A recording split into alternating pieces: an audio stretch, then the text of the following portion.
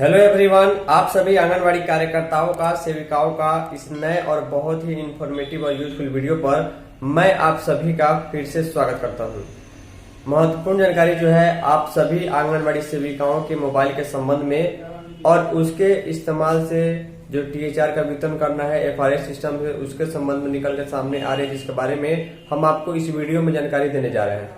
आप सभी को अच्छे तरीके से मालूम है कि अप्रैल महीने यानी इस महीने से एफआरएस से द्वारा ही टीएचआर का वितरण करना है, लेकिन कई जिलों परियोजनाओं में मोबाइल के संबंध में जो समस्या है सेविकाओं ने अपने हाथ खड़ा कर दिया है कि पैनासोनिक का मोबाइल जो सरकार के द्वारा दिया गया था उसमें काम ही नहीं हो रहा है, तो कैसे हम लोग जो है एफआरएस सिस्टम से जो टीएचआर का वितरण कर पाएंगे। इसको लेकर जो है कहीं न कहीं बहुत बड़ा असमंजस की स्थिति बनी हुई है। फिलहाल देखते हैं अप्रैल महीने का टीएचआर का वितरण जिस दिन होगा बिहार की क्या स्थिति रहेगी। चलिए इस खबर को हम आपको दिखाते हैं जो मोतिहारी जिले से प्रकाशित की गई है। तो ध्यान दीजिएगा, जो महत्वपूर्ण खबर है वो आप सभी को अच्छे तरीके से मालूम है कि अब जो है वो चेहरे की पहचान करके यानी फेस का रिकॉग्निशन करके एफआरएस सिस्टम से यानी फेस रिकॉग्निशन सिस्टम के द्वारा ही जो है आंगनबाड़ी केंद्रों पर पोषाहार दिया जाएगा।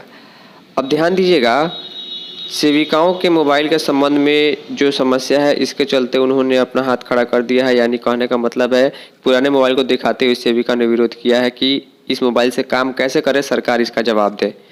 लिखा गया, देखिए मोतिहारी अरेराज की खबर है कि आंगनबाड़ी केंद्रों पर पोषाहार वितरण व्यवस्था को पारदर्शी बनाने के लिए 1 अप्रैल से फेस रिकॉग्निशन सिस्टम लागू कर दिया गया है केंद्र सरकार के निर्देश पर। जी हाँ, भारत सरकार का ये निर्देश है। सिर्फ बिहार में नहीं, पूरे भारत के हर एक जिले, हर एक राज्य में ये नियम लागू होगा आंगनबाड़ी केंद्र के लाभार्थियों के लिए कि टीएचआर वितरण करने को नई व्यवस्था जो लागू की गई है, अब चेहरे की पहचान करके ही टीएचआर का वितरण किया जाएगा।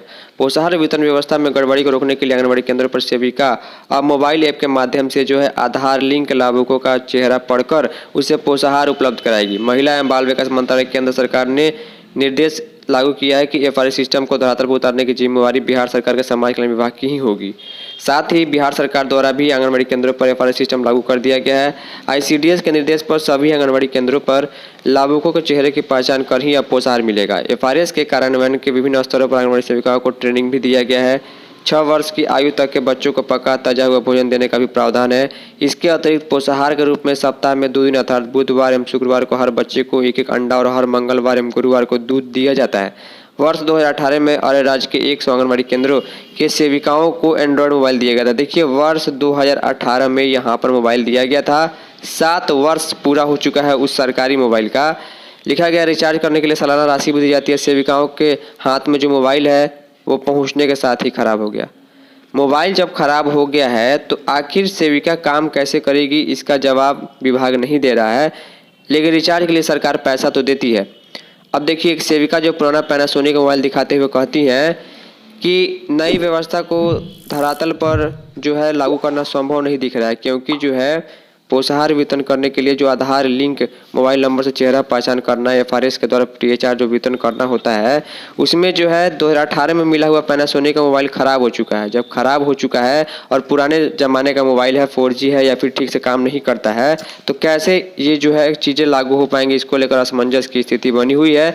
देखने वाली बात ये होगी कि इस महीने यानी अप्रैल महीने में जब भी, जिस दिन भी, जहाँ भी टीएचआर का वितरण होगा तो वो एफआरएस से होता है कि नहीं होता है। उम्मीद करूंगा कि आपको चीज़ें समझ में आ गई। वीडियो को लाइक शेयर कीजिएगा।